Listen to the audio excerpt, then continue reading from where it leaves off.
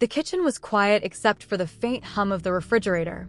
The evening air was warm, the golden light from the setting sun casting long shadows across the tiled floor. I moved through the space with practiced ease, rinsing out a glass before setting it in the drying rack. It was a routine I had done 100 times before, familiar and thoughtless. Until I dropped the spoon. It slipped from my fingers, clattering against the floor and sliding just out of reach. With a quiet sigh, I bent down to pick it up, stretching my arm forward. And then I felt it. A presence. Heavy. Lingering. I knew before I even looked that I wasn't alone anymore.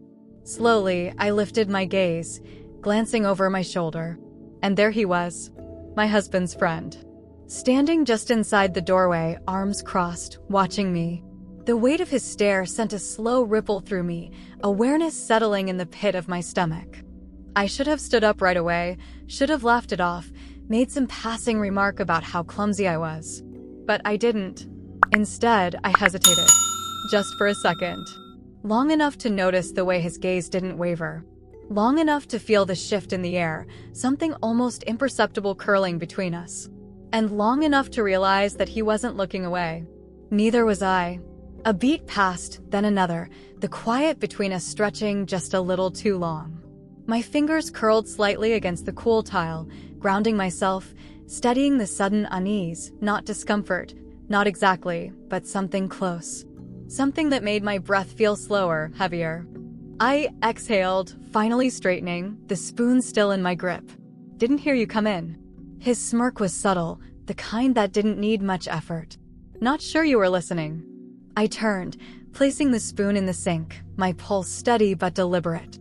Something you needed? He didn't answer right away. Instead, he leaned against the door frame, his posture easy, but his gaze sharp. Not really. Just waiting. I arched a brow, wiping my hands on a dish towel. Waiting for what? Not sure yet.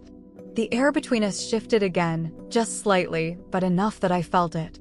The room suddenly felt smaller, the warm glow of the setting sun casting longer shadows, stretching the moment between us like a thread pulled too tight.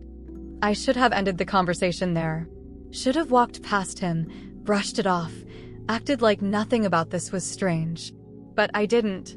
Instead, I leaned against the counter, mirroring his stance, tilting my head just slightly. You always this cryptic? His smirk deepened. Only when it works. A quiet laugh escaped me before I could stop it, shaking my head. And is it working? His gaze flickered, amusement dancing in the depths of it. You tell me. Another beat of silence. The faint ticking of the clock on the wall, the distant hum of traffic outside, the warmth of the room pressing around us. I swallowed. You do this often? Stand around in kitchens staring at people? Only when there's something worth watching. The words landed somewhere deep, curling low in my stomach. I shifted slightly, gripping the edge of the counter just to keep my hands from fidgeting. And what exactly are you watching for? His head tilted, his smirk never quite fading. A reaction.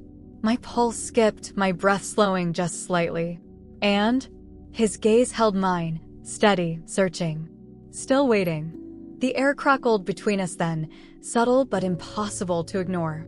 The tension wasn't loud, wasn't overwhelming, but it was there, lingering like a quiet hum beneath the surface, threading through the space between us. I shifted my weight, exhaling a slow breath through my nose. You always this patient? His lips quirked slightly, but he didn't answer right away. Instead, he let the silence stretch, let the weight of the moment settle before finally saying, only when it's worth it. Something in my stomach flipped, something warm and slow and unsteady. The logical part of me told me to step away, to laugh, to change the subject, to do anything but let this linger. But I didn't. Instead, I let the tension settle deeper, filling the air between us like something tangible, like something waiting. His fingers drummed lightly against the doorframe, his head tilting ever so slightly as he studied me. You're thinking too much. I let out a quiet laugh, shaking my head. And you don't think enough. Maybe. Or maybe I just don't waste time second-guessing things. I swallowed, my throat dry. And what exactly are you not second-guessing right now? His smirk twitched, slow and deliberate. "You tell me." Another pause, another shift. I could feel the warmth of the air around us, thick with something I wasn't ready to name. My pulse was steady, but it felt like each beat was stretching longer, matching the drawn-out silence wrapping around us like a thread being pulled too tight. I inhaled, slow and measured. "You should probably go." He didn't move. Didn't blink. Should I? I hesitated for half a second too long. Long enough for him to notice. His smirk deepened. "Didn't think so." And neither did I. The silence between us stretched, thick and weighted, pressing against my skin like something tangible. The air in the kitchen felt warmer now, the lingering heat of the day still trapped inside, mingling with something else, something unspoken, something I wasn't sure I was ready to name but couldn't ignore, not with the way he was still standing there, unmoving. Not with the way his presence filled the space between us, demanding my attention without a single word. He hadn't shifted, hadn't turned away, hadn't even so much as blinked, and yet his presence felt heavier now, as if the air between us had thickened. As if whatever had been lingering between us for longer than I cared to admit was finally making itself known, pressing down, making itself impossible to ignore. I swallowed, forcing my breath to steady, forcing my hands to stay still where they rested against the counter, fingers curled just slightly, as if bracing myself against something unseen. "You really should go." "Should I?" His voice was low, measured, the kind of voice that didn't need to rise to make an impact, the kind of voice that settled deep in the chest, warm and steady, the kind of voice that made my stomach tighten for reasons I wasn't willing to examine too closely. I wanted to answer him.